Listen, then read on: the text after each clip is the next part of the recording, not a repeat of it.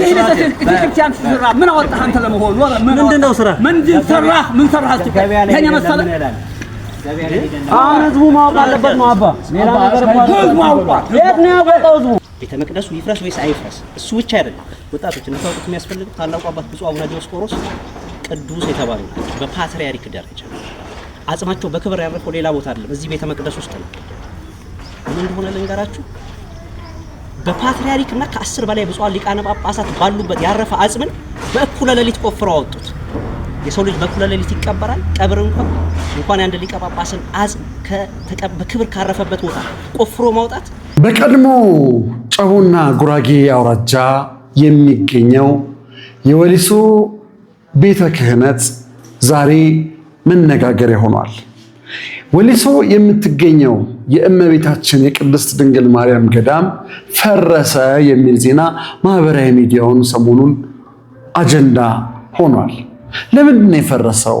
ማን ነው ሲያፈረሰው? ምንስ ምክንያት ኖሯቸው ነው የሚለውን ቦታው ድረስ ደውለን አንዳንድ ጉዳዮችን ጠይቀናል። ይሄ ቤተክርስቲያን ከቀድሞ ብፁዕ አባታችን አቡነ ዲዮስቆሮስ ወይንም ደግሞ አባ ወልደ ስላሴ እንዲሁም መምህር ዘላለም ወንድሙ ዘማሪ ኪነጥበብ ወልደ ቂርቆስ ከትናንት አባት አርበኞች ከነራስ አበበ አረጋይ ጋር ምን የሚያገናኘው ግንኙነት አለ? በዚህ ጥንታዊ ገዳም ላይ ታሪክ እየጠፋ ነው፣ ታሪክም ሊጠፋ ነው ብለው ወጣቶች ተነስተዋል። ምንድነው ምክንያታቸው? ቦታው ድረስ ደውለን እያንዳንዱን ጉዳይ ከዚህ ጀግና ወጣት ጋራ ቆይታ አድርገናል። እስከ መጨረሻው ድረስ አድምጡ፣ ስሙ፣ ሐሳብ አስተያየታችሁን በኮሜንት መስጫ ላይ ስጡ። ጉዳዩ አጀንዳ እንዲሆን ላይክ አድርጉ። የቤተ ክርስቲያን አምላክ ያግዛችሁ እያላችሁ ኮሜንት አድርጉ። ሄሎ ሰላም ጤና ይስጥልኝ። ዲያቆን ባሮክ። አቤት። መምህር ሄኖክ እባላለሁ ከሱላማቲስ ቤተሰብ ሚዲያ። እሺ እንግዲህ በሀገረ ስብከታችሁ በወሊሶ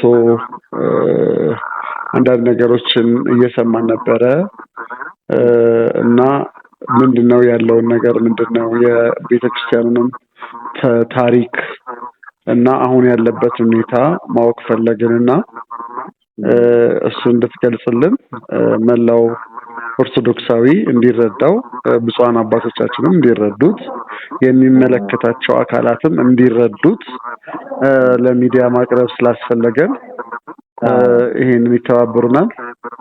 በደስታ እሺ መልካም። እሺ ምንድነው የወሊሶ ማርያም ለየት የሚያደርጋት ነገር ምንድነው? ወሊሶ ቤተሳይዳ ደብረ ምጥማቅ ቅድስት ድንግል ማርያም ገዳም ነው የምትባለው። የተመሰረተችው ብፁዕ አቡነ ዲዮስቆሮስ ወይም የቀድሞ መምህር ወልደ ትንሳኤ ግዛው በተባሉ ታላቅ መንፈሳዊ አባት ነው። እኚህ አባት አስቀድመው አርበኛ ነበሩ። ከአርበኝነታቸው በፊት በክህነታቸው ምክንያት በፋሽስት ኢጣሊያን አማካኝነት ሞት ተፈርዶባቸው በ17 ጥይት ተደብድበው አንድም ነገር ሳይሆኑ በህይወት ተረፉ። ከዚያም በታላቁ አርበኛ በራስ አበበ አረጋይ አማካኝነት የሚመራውን የአርበኝነት ንቅናቄ ተቀላቀሉ። በአርበኝነት ከታገሉ በኋላ አንድ ቃል ኪዳን ይገባል ከአምላክ ጋር ሀገሬን ነፃ አውጥተህ ነፃነት መልሰህ ካሳየኸኝ መንኩሼ እድሜ ዘመኔን በሙሉ አገለግልሃለሁ ብለው ቃል ይገባል። የሁለተኛው የኢትዮጵያና የኢጣሊያን ጦርነት ተጠናቆ ኢትዮጵያ በድል አድራጊነት ወራሪውን ኃይል ስታስወግድ በማግስቱ 1933 በማግስቱ ደብረ ሊባኖስ ገዳም ሄደው ይመነኩሳሉ። ከዚያ በኢትዮጵያ ቤተክርስቲያን የተለያዩ አካባቢዎች ላይ ድሬዳዋም ጭምር ሄደው ያገለግላሉ። ድሬዳዋ በሚያገለግሉበት ወቅት ድሬዳዋ ሚካኤል ቤተክርስቲያን ነበረ፣ አስተዳዳሪ ነበሩ። ታላቅ ወንጌል ሰባኪ ናቸው። ብዙ የማምለኪያ ስፍራዎችን የጣዖት ማምለኪያ ስፍራዎችን አስወግደው አብያተ ክርስቲያናት ያነጹ ናቸው በምስራቁ ኢትዮጵያ። በታላቅ አገልግሎት ውስጥ በነበሩበት ወቅት አንድ ታሪክ ልንገርህና እያሳጠርኩ ሄጄ የመረጃ ምንጮችን እሰጥሃለሁ የተቀረው መረጃ ከዛ እንድትሰበስብ ድሬዳዋ በነበሩበት ወቅት ድሬዳዋ የንጉሱ ቤተ መንግስት አላቸው እና አባታችን ወንጌል እየሰበኩ ያለ ንጉሰ ነገስቱ ወደ ሚካኤል ቤተክርስቲያን ይገባሉ ሲገቡ እንዲህ ንጉስ አጅቦ መሄድ የተለመደ ነውና ተሳልመው ሲወጡ አባታችን እየሰበኩት የነበረው ሰው ንጉሱን ተከትሎ ይሄዳል ምድራዊ ንጉስ ነው የሰማያዊው ንጉስ ቃል ትታችሁ ወዴት ነው የምትሄዱት ብለው ይቆጣሉ ነገስታትን ለመገሰጽ የሚያበቃም ጸጋ የነበራቸው አባት ነበሩና ንጉሱ ተመለሱ እያሉ ህዝቡን ይመልሳሉ በዚህ ምክንያት የወቅቱ የዛ አካባቢ ገዢ የነበረ ሰው የሌላ እምነት ተከታይ ስለነበረ ይሄ ሰው እኛን በእንትን የመጣ በዚህ የመጣ እምነት እያለ ይሰድበናል ዛሬ ግርማዊ ንጉሰ ነገስትንም አላፈረም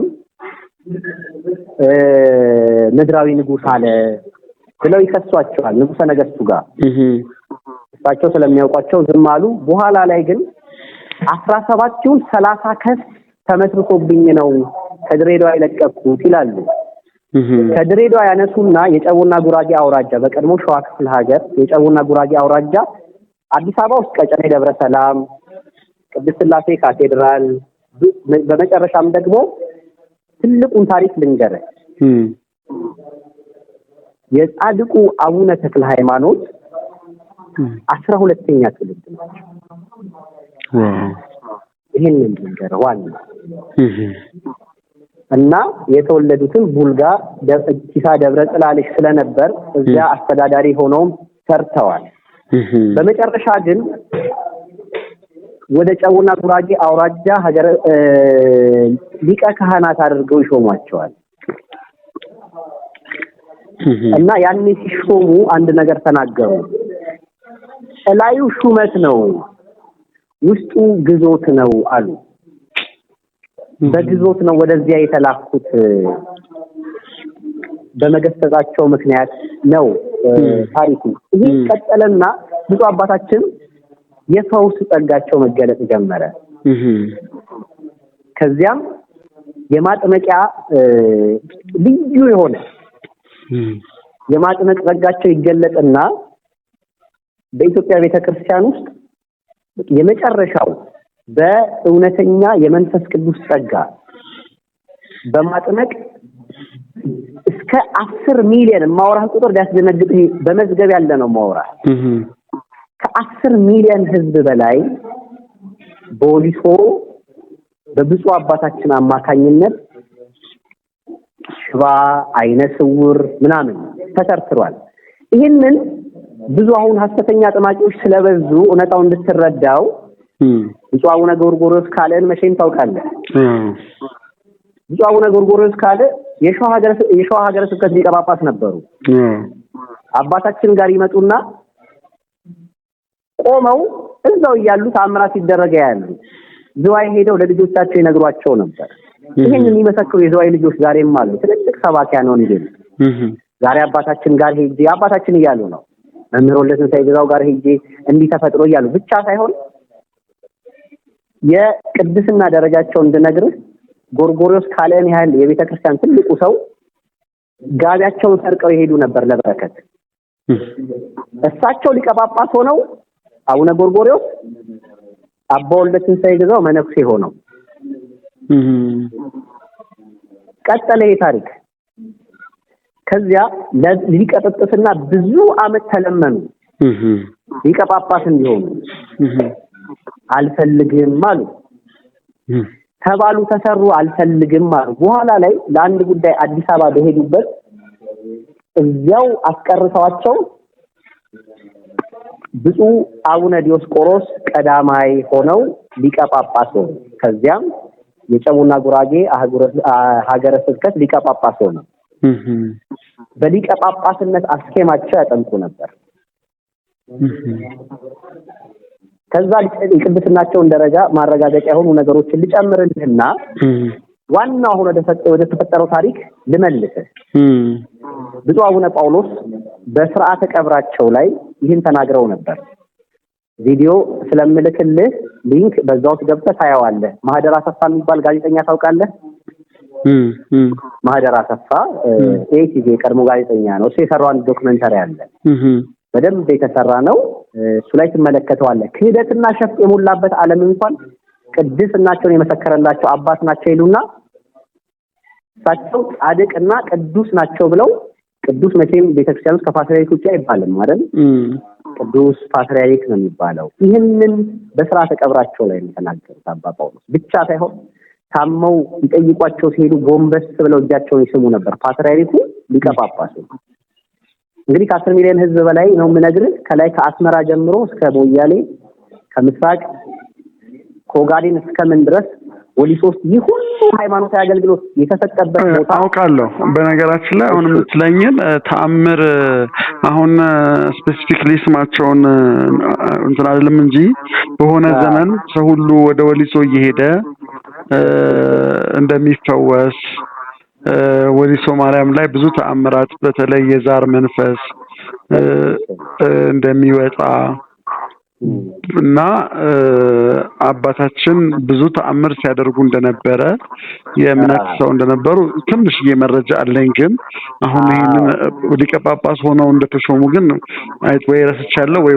ግንዛቤ አልነበረኝም። አዎ እቺን እንትና ማነርሻ ጌታሁን ነው የኢትዮጵያ ሊቃነ ጳጳሳት የሚል አንድ መጽሐፉ ላይ ይኸው ታሪካቸውን አካቶታል።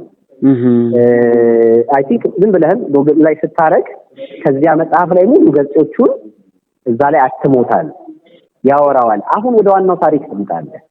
ብፁዕ አባታችን ይሄን ታሪክ በደንብ ስማው። አሁን ቀጥታ ከተፈጠረው ጉዳይ ጋር ስለሚገናኝ ነው። ብፁዕ አባታችን አቡነ ዲዮስቆሮስ አባ ወልደትንሳኤ ግዛው አንዲት ጀርመናዊት የጀርመን መንግስት አምባሳደር ሚስት ሆነች። በኢትዮጵያ የጀርመን አምባሳደር ጀርመናዊት የአምባሳደሩ ሚስት የሆነች ሰው ትታመምና አባታችን ጋር ለመጠመቅ ትመጣለች። እሱ አባታችን በተሰጣቸው ጸጋ ይፈውሷታል። ከዚያ ያላትን መርሴዲስ መኪና ለብፁዕነታቸው ተሸልማቸዋል።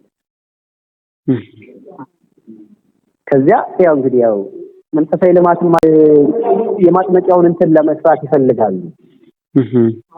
ሲፈልጉ ጀርመናዊቷን ፈቃዷን ይጠይቋታል። ስጦታ አይደለ? ስጦታ አይሸጥም። ግን ለትልቅ ዓላማ ፈቃዷን ሲጠይቋት ፈቃዷን ትሰጣቸዋለች። ሸጠው የመጀመሪያውን የማጥመቂያ ቦታ እዚያ ቦታ ላይ ሰሩ።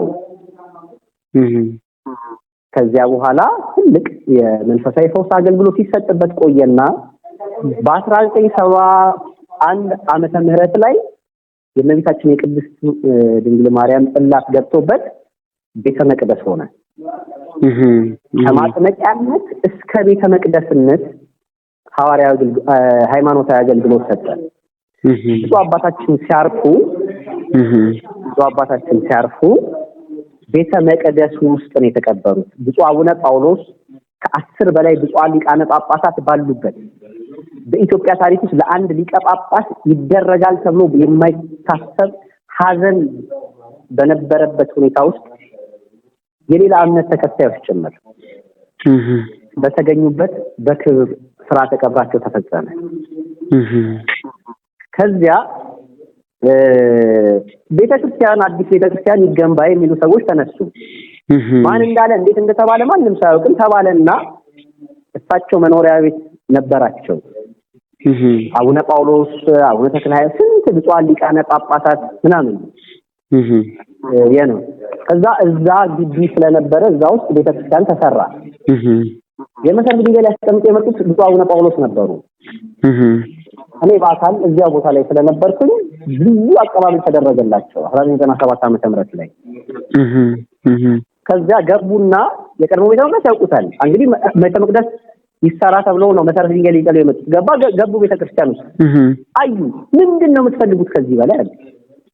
ይሄን የመሰለ ቤተክርስቲያን እያለ ምን ፈልጋችሁ ነው ሌላ ምን ስራ የምትሉ? ተናደዱ በጣም። ሰው ሁሉ አዲስ ይሰራል እንጂ ይሄ ምንም የሚል ነገር የለም። ከዛ ተባለ፣ ተሰራ፣ ተጠናቀቀ አዲሱ ቤተክርስቲያን። ከዛ አዲሱ ቤተክርስቲያን ከተጠናቀቀ በኋላ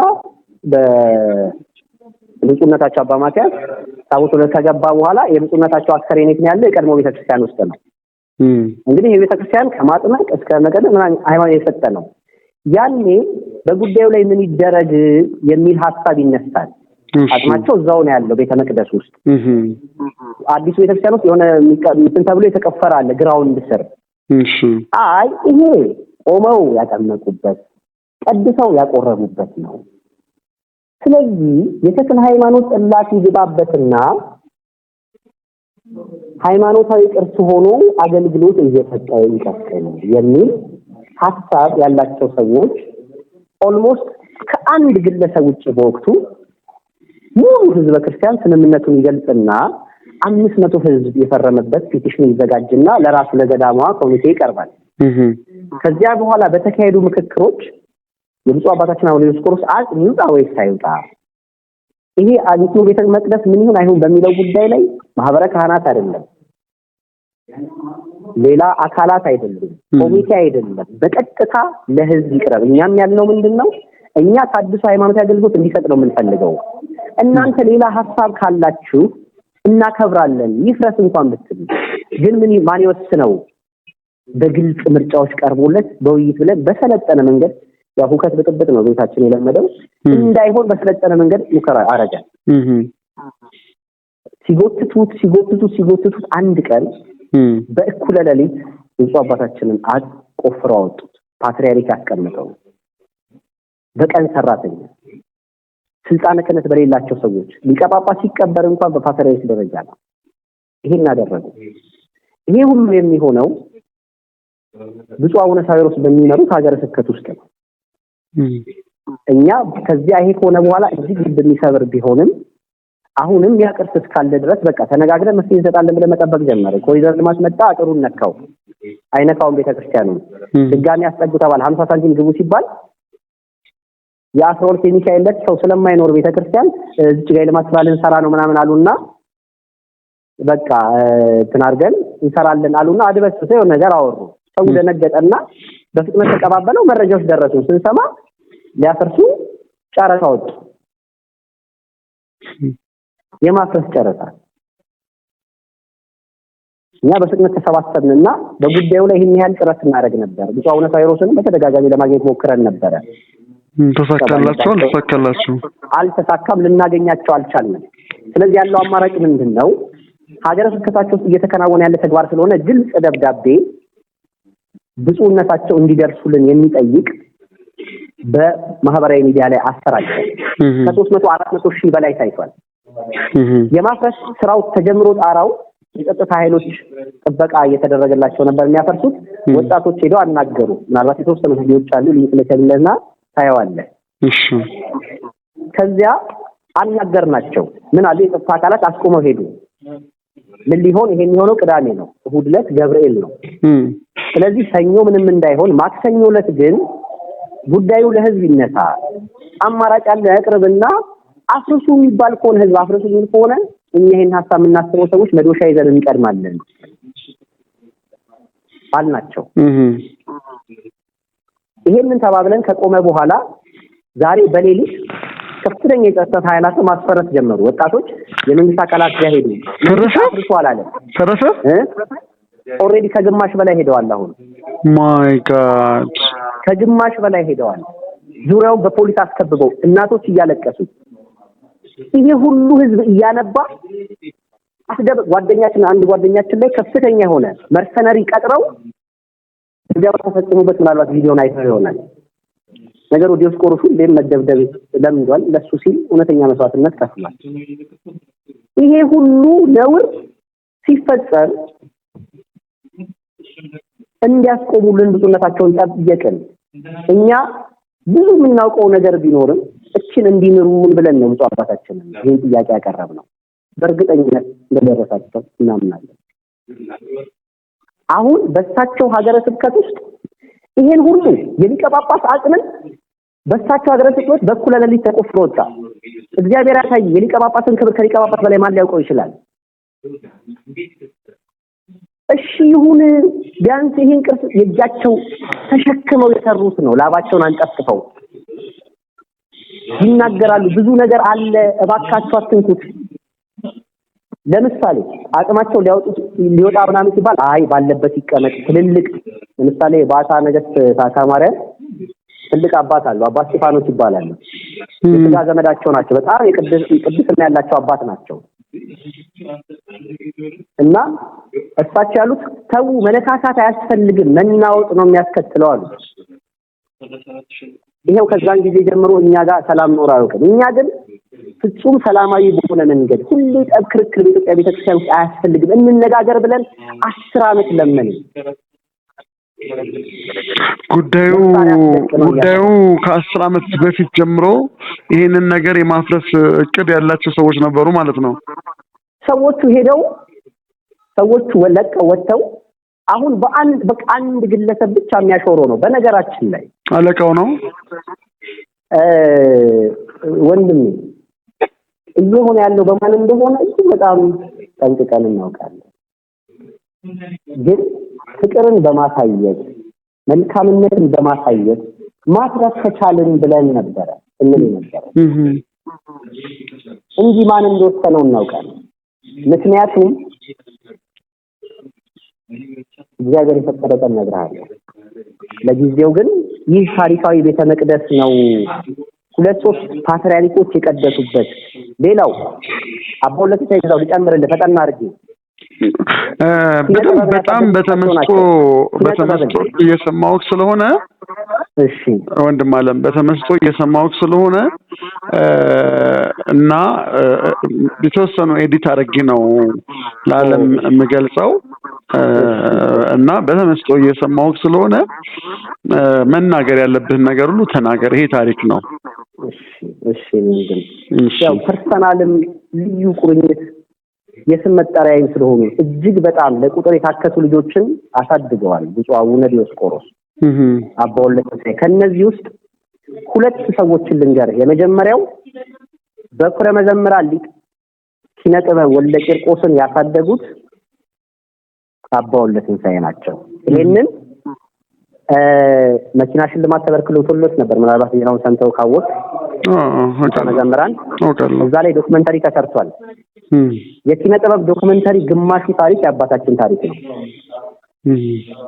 ስማው በጣም ስለሚያስደንቅ ኪነ ጥበብን ለኢትዮጵያ ቤተክርስቲያን ያበረከቱት ብፁዕ አባታችን ናቸው ከአባቱ እጅ ወስዶ አባቱ በአደራ ሰጥተዋቸው አስተምረው ለዚህ ያበቁት ቪዲዮ ዶክመንተሪ ብቻ ብታየው በቃ የመጀመሪያው 15 ምናምን አሳልፈ ነው በቃ ሙሉ ታሪክ የኪነ ጥበብ ታሪክ እንግዲህ የኢትዮጵያ ቤተክርስቲያን ምን ያህል ትልቅ ታሪክ እንደሆነ ታውቃለህ ግማሹ ልጨምርልህ በቅርቡ ያጣነው በኩረ ሰባኪያን ዘላለም የመጀመሪያውን ቡራኬ አግኝቶ ያንን ለኢትዮጵያ ቤተክርስቲያን በብዙዎቻችን ልብ ውስጥ የታተመውን ሐዋርያ አገልግሎቱን የከወነው ሲሞትም ይሄው ታሪኩ ላይ አለ እዚያም ላይ ፈልገው ከአባታችን እጅ ነው ያንን ወንጌል ኢቭን ወንጌል አያያዙ እንኳን እንደ አባታችን ነበር ልክልሃለሁ አንድ አቀናብረው ተነ ወንጌል አያያዛቸው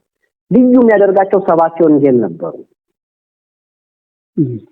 ልጨምርልህ የኦሮምኛ ቋንቋ እጅግ ብዙ የቋንቋ ጸጋ ነበራቸው አንዱን ግን ልጨምርልህ ለምሳሌ አሁን በኢትዮጵያ ቋንቋዎች በተለያዩ ቋንቋዎች ሐዋርያ መንፈሳዊ አገልግሎት የተሰጠ መስጠት አለባት ጥራት ነው አለ አይደል ከዛሬ 70 ዓመት በፊት በኦሮምኛ ቋንቋ የማጥመቅ የማስተማር ሐዋርያዊ አገልግሎት የከወኑ አባት የኪነ ጥበብን ዶክመንተሪ በተለይ ብታየው አንዲት ከአረብ ሀገር የመጣች አረባዊ ምስክርነቱን ጋሽታዬ አብርሃም የሚሉ የቤተክርስቲያን ሰው ካወቅ እሳቸው ናቸው የምስክርነት እንደሚናገሩ ስለአባታችን እዚያ ላይ ምንድነው አንዲት ከአረብ የመጣች ይሄ እንግዲህ ዛሬም ድረስ በህይወት ያሉ ሰዎች ያው ምስክር የሆኑበት ታሪክ ነው ያዩ በአይን ነው ማውራ ከአረብ ሀገር ትመጣለች የአይኗ የውስጡ ከአይኗ ውስጥ ተሰውሯል የአባታችንን ታሪክ ይሰሙና ይመጣሉ ከአረብ ሀገር እና ዝንቦች መሰል ተዋሲያን ስለሚገቡበት አይኗ በፕላስቲክ አይን ተሸፍኗል ከዚያ ይመጣል አባታችን የአረብኛም ቋንቋ ያውቃሉ ከዚያ ትመጣለች። ልክ ስታይ አባታችን ከማጥመቅ እንትኑ ምክንያቱም መጀመሪያ ኪዳን ይደረሳል። ከዛ በኋላ ብዙ ተፈጸመው አሃዱ አብ ቅዱስ ነው ራሳቸው የሚባረኩት ውሃውን ወደ ጠበልነት አሃዱ አብ ቅዱስ ብለው ከዚያ በኋላ ነው የማጥመቅ እንትኑ የሚጀምረው። በቃ ሙሉ ሃይማኖታዊ እንትን ነው። ከዚያ ይመጡና መለፍለፍ ትጀምራለች። እሷ ልክ ሲያጠምቋት መጮህ ትጀምራለች። መጮህ ስትጀምር መለፍለፍ ስትጀምር ምንድነው ያመጣችሁብኝ አይነት እያለች በአረብኛ አስተዋራ ምንድነው እያሉ እሳቸው በሚገዝቱባቸው ቅንዋተ መስቀሎች እያደረጉ ሲያስለፈልፉት አይኗን ልቧ ስር ነው የደበቅኩት ይላል። ከዛ በላውጣ ብለው ሲገዝቱ አባታችን ያ ፕላስቲክ እንደ ጥይት ተወርውሮ ወጥቶ አይኗ ተመለሰ። ከዛ አረቦቹ እግራቸውን ይዘው እንደ ልዩ አዳኝ አድርገው ዙሪያቸውን ይዘው ሲለፈልፉ አዳኝ እግዚአብሔር ነው፣ እኛ መንገዶቹ ነን፣ አንድ አይና ናቸው ብዙ አባታችን አቡነ ዲዮስቆሮስ ማድረግማ ብችል አንድ አይኔ እኔ መልሳታለሁ እያሉ ይህን ሁሉ ሰሩ። በመጨረሻም እንነግርህ ገና በመንኩስናቸው ዘመን እንኳን ለአንድ ጻድቅ አባት የሚገቡ ሁሉንም አይነት መልኮች መሰል ነገሮች ሁሉ ብዙ ሊቃውንት ደርሰውላቸዋል። እና ሁሉም ሰው የሚያውቀው ሊቃነ ጳጳሳት መሆኑ ሌላው 5-6 ሊቃነ ጳጳሳት አሁን በህይወት ያሉ የእሳቸው ልጅ ነን የሚሉ አሉ። አንዱ የካናዳ ሀገረ ስብከት ብፁዕ አቡነ መቃርስ አንዴ ከማነው ስሙ ከሰባኪ ወንጌሉ ከምህረት አብ ጋር ኢንተርቪው ሲያደርጉ የኔ አባት አባ ወልደ እግዚአብሔር ናቸው እሳቸው ናቸው ያሳደጉኝ ሲሉ ሰምቻለሁ። አሁን በህይወት ያሉ ብዙ ለምሳሌ አቡነ ኤርሚያስ የወሎ ሀገረ ስብከት እሳቸው ካለፉም በኋላ በእሳቸው ባት ውስጥ ብዙ መንፈሳዊ እንትኖችን አከናውነዋል። አሁን ግን በህይወት ያሉ ይሄን ያህል ጳጳሳት አሉ። ከውጭ ሀገር ድረስ ያሉ ጳጳሳት ቡራኬ ለመቀበል ይመጡ ነበር ብፁዕነታቸው ጋር በማዕረግ በስልጣነ ክህነት እኩል ናቸው። ነገርኩ በፓትርያርክ ደረጃ እጃቸው ነው የሚሳሉ ሰው ነበሩ። ይህን ሁሉ ታሪክ ይህን ሁሉ የእሳቸው እጅ ስራ የመጀመሪያው መኖሪያ ቤታቸውን አፈረሱት። ብዙ ተጋድሎ የፈጸሙበትን ሁሉ ዘመን ዘመናቸውን የኖሩበትን ቤት አፈረሱት። ማንም ሰው ሳያውቅ ለምሳሌ እኔ በዚህ ልክ ማወራ በእሳቸው ስም ስለምጠራ ነው። አሁን የመጣው ትውልድ አያውቃቸውም እሳቸውን። መንፈስ ቅዱስ አመለከተውና ግን ዛሬ በዚህ ልክ እየተጋደለ ነው። ምናልባት የዲዮስቆሮስ ታሪክ ተቀብሮ አይቀርም። ምክንያቱም ብዙ ስለሆነ አሁን ግን ይሄ ችግር ገጠመ። ይሄ ሁሉ ልመና እባካችሁ እንነጋገር ሰው እንኳን ተጣልተህ እንኳን እባክህ እንነጋገር ስትለው እኮ ትንሽ ቆም ይላል። መንግስት አፍርሶ አላለም። የመጀመሪያው አስጠጉ ሲል አሁን የመንግስት አካላትንም ዛሬ ሄዶ ለማነጋገር ተሞክሮ አስቁሙልን ብለን የለን ስንል ደብዳቤ ጽፈው ስለምናፈርስ ጥበቃ አድርጉልን ብለው ደብዳቤ ጽፈው አስገብተዋል። ረዳኸኝ? ስለዚህ እናንተ ሀገረ ስብከት ሄዳችሁ ጠይቁ ተባለ።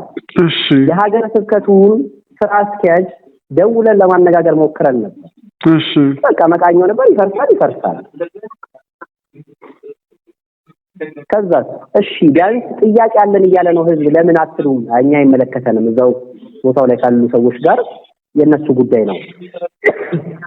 አንድ ሰው እኮ ቅሬታ አለኝ ሲል መጀመሪያ ቅሬታውን የሚያቀርበው ለማን ነው? ቅሬታውን ለፈጠረው አካል ነው። ለገዳሙ አቀረብን። እነሱ አልፈታም ሲሉ ወዴት ነው መሄድ ያለብህ? ወደ ላይ ሄድን፣ ወደ እነሱ። እኔ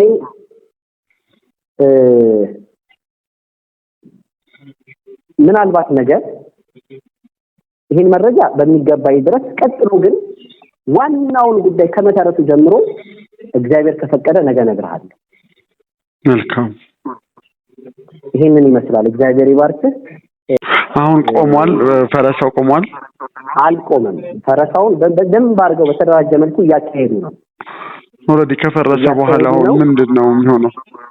ጣራን ምክንያቱም ለመታደስም ቢል በተወሰነ መልኩ እኮ እንደዚህ መሆኑ አይቀርም ጣሪያውን የተነሳው አሁን ጣሪያ ያነሱ ነው መሰረቱ በቻለ መጠን ሰውየው አንዳንድ ጉዳዮች ምክንያቱም አስገድደው ነው ያስደረጉት ያሉት ሰውየው እሺ እንዲ ብሎ መውጣት ሳይችል ድረስ ማለት ነው እሺ እና ቢያንስ እንደምንም ባለበት ቢሆን እኛ እስከምን ድረስ እንደሆነ ልንገርህ ህልማችን እንኳን በእጃችን ማፍረስ አይደለም ቢፈርስ እንኳን በራሱ ሰዓት ፍርስራሹን ሰብስበን አጥረን ብዙ አባታችን አቡነ ዲዮስቆሮስ ቆሞ ይቀደሱበት ቀድሰው ያቆረቡበት ያጠመቁበት ሲሞቱ በክብር ያረፉበት ነው አሁን እነሱ ሱቅ እንሰራበታለን ነው እያሉ ያሉት ሱቅ የሸቀጥ ሱቅ እንሰራበታለን ነው እኛ ደግሞ ሃይማኖታዊ ቅርስ ነው ተጠብቆ ቢቆይ አንደኛ ኢኮኖሚያዊ ጠቀሜታ ያመጣል የዲዮስቆሮስን በዚህ መልኩ አይቀጥልም ይጠቅማችኋል ሁለተኛ አማራጭ የልማት ሐሳቦችን ምስጣችሁ የቤት ኪራይ እዚህ ሰፈር አሁን ባለችበት ቤተሳይዳ ባለችበት ቦታ ኢኮኖሚያዊ አዋጭ አይደለም በፍጹም ኢኮኖሚያዊ ምክንያት አይደለም ስለዚህ ይሄን በቅርስነት እንጠብቀው ኢቭን ስናሳድሰው የገዳሟን የልማት ስራዎች በማይጎዳ መልኩ ራሱን አስችለን እናድሰው እናንተ በፍጹም አንድ ብር ሳታወጡ አቡነ ዲዮስቆሮስ በመላ ኢትዮጵያ ውጭ ሀገራት ብዙ ሰው አላቸው ይሄን እናድርግ ይሄን ሁሉ ብለን ለማናገር እንኳን ፈቃደኛ ሳይሆን ይሄን ቤተክርስቲያን ለመስራት እንኳን ከህዝብ ፒቲሽን ያስፈርማል አይደል እንኳን ለማፍረስ እና ይሄ ነው የሆነው ዛሬ ይሄዳሉ ባለበት ቢያንስ ነገ ጧት እንኳን ተወስኖ እነታቸው ፈቅደው ቢያስቆሙልን እኛ ነገ ያሰራነው ዲዛይን አለ የሚታደስበትን መንገድ ዲዛይን ሁሉ አሰርተናል ታድሶ ከኮሪደር ልማቱ ጋር ተጣጣሙ የሚሄድበት እዛ ነው የምትኖረው አሁን እኔ አሁን እዛ ነው ያለሁት እግዚአብሔር ይባርክ ጌታ ይባርክ እንደዚህ አይነት ወንድም በዚህ ዘመን መገኘቱ እጅግ መልካም ነው